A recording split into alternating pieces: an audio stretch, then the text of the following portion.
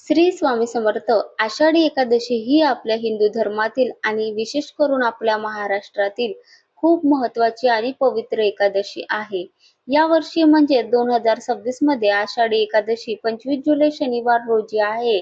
या दिवसाची भक्त आतुरतेने वाट पाहत असतात. कारण आषाढी एकादशी म्हणजे म्हटले की आपल्या डोळ्यासमोर सर्वात आधी येते ती पंढरपूरची वारी आणि आपल्या लाडक्या विठुरायाचे दर्शन.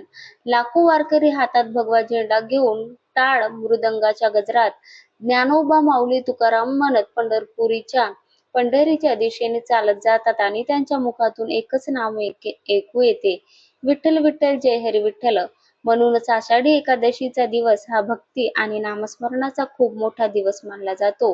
या दिवशी भगवान विष्णू म्हणजेच श्री विठ्ठलाची मनोभावे पूजा केली जाते आणि पंढरपुराला जाऊ शकला नाही तरी अजिबात दुःखी होऊ नका.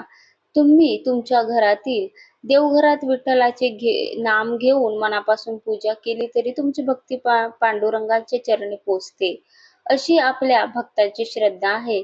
म्हणूनच या आषाढी एकादशीला तुम्ही घरच्या घरी श्री विठ्ठलांची पूजा कशी करावी, देवाला गोड नैवेद्य काय दाखवावा, उपवास कसा करावा, कोणती सेवा करावी आणि घरात सुख शांती समाधान राहण्यासाठी तसेच माता लक्ष्मीची कृपा राहण्यासाठी काय करावे हे आपण आज जाणून घेणार आहोत.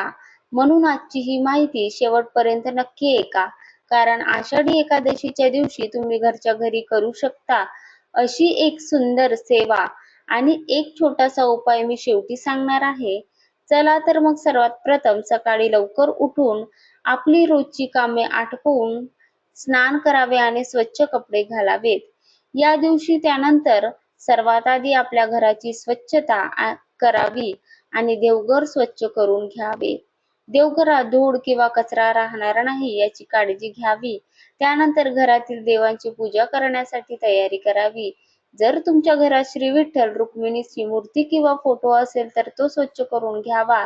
जर विठ्ठल रुक्मिणीचा फोटो नसेल तर भगवान विष्णू किंवा श्री कृष्णांचा बाळकृष्णांचा फोटो मूर्ती ठेवूनही पूजा करू शकता. आता सर्वात प्रथम देवाला अंघोळ करावा, म्हणजे श्री विठ्ठल रुक्मिणीच्या मूर्तीला स्वच्छ पाण्याने स्नान घालावे. जर तुम्ही पंचामृताने देवाला अंघोळ करत असाल तर दूध, दही, तूप, मध आणि साखर यांचे पंचामृत करून देवाला अंघोळ घालू शकता. पण जर पंचामृत नसेल किंवा शक्य नसेल तरी फक्त स्वच्छ पाण्याने आणि दुधाने देवाला अंघोळ केला तरी चालतो. देवाला अंघोळ केल्यानंतर स्वच्छ पाण्याने पुन्हा देवाला स्नान घालावे आणि त्यानंतर गुलाब पाणी असेल तर थोडेसे गुलाब पाणी देवांच्या फोटोवर शिंपडावे. गुलाब पाणी नसेल तरी काही हरकत नाही. त्यानंतर स्वच्छ कापडाने देवांच्या मूर्ती हलक्या हाताने पुसून घ्यावे आणि देवाला स्वच्छ वस्त्र अर्पण करावे. त्यानंतर श्री विठ्ठलाला चंदन किंवा गंध लावावा, अक्षता वाहाव्यात आणि सुंदर फुले अर्पण करावीत. श्री विठ्ठलाला तुळस खूप प्रिय मानली जाते, म्हणून स्वच्छ तुळशीची पाने देवाच्या चरणी अर्पण करावीत.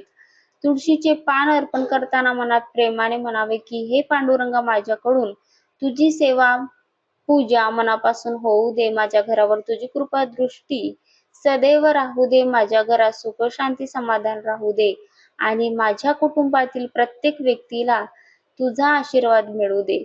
त्यानंतर देवासमोर तुपाचा दिवा किंवा तेलाचा दिवा लावावा आणि धूप अगरबत्ती दाखवावी. शक्य असल्यास अभिषेक घालतानाच दिवा लावावा. आता श्री विठ्ठल रुक्मिणीला गोड नैवेद्य दाखवावा. आषाढी एकादशीच्या दिवशी खडीसाखर किंवा उपवासासाठी केलेला गोड पदार्थ देवाला दाखवू शकता. देवाला नैवेद्य दाखवताना मनात एक गोष्ट नक्की ठेवा की देवाला नैवेद्य किती मोठा आहे यापेक्षा तो किती प्रेमाने दिला आहे हे महत्वाचे आहे. म्हणून अगदी साधी खडी साखर ठेवली तरी प्रेमाने ठेवा आणि म्हणा, हे विठ्ठला, माझ्या घरात अन्नाची कधीही कमतरता पडू नये. माझ्या घरातील प्रत्येक व्यक्तीला 2 वेळचे अन्न मिळू दे आणि या जगात कोणताही जीव भुकेला राहू नये, अशी प्रार्थना करा. नैवेद्य दाखवल्यानंतर हात जोडून श्री विठ्ठलाची आरती करावी.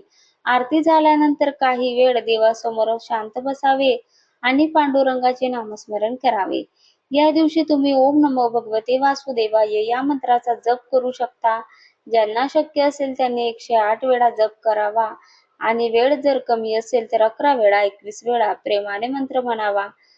तसेच श्री विठ्ठल रखुमाई असे म्हणत नामस्मरण करावे. विठ्ठल विठ्ठल जय हरी विठ्ठल असे म्हणावे आणि शक्य असेल तर हरिपाठ वाचावा किंवा संतांचे अभंग ऐकावेत. आषाढी एकादशीच्या दिवशी उपवास करण्याची परंपरा आहे.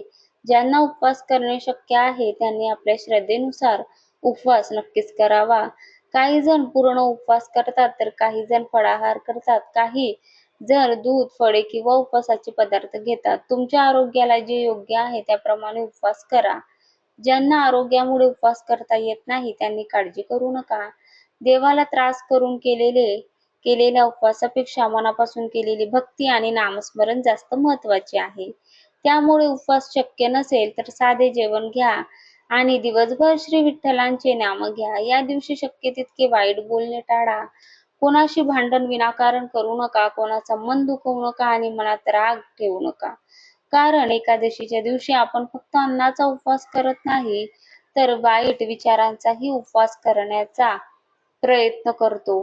आता या दिवशी एक सुंदर सेवा नक्की करा. जर तुम्हाला शक्य असेल तर एखाद्या गरजू व्यक्तीला गोड पदार्थ किंवा अन्न या दिवशी दान करा.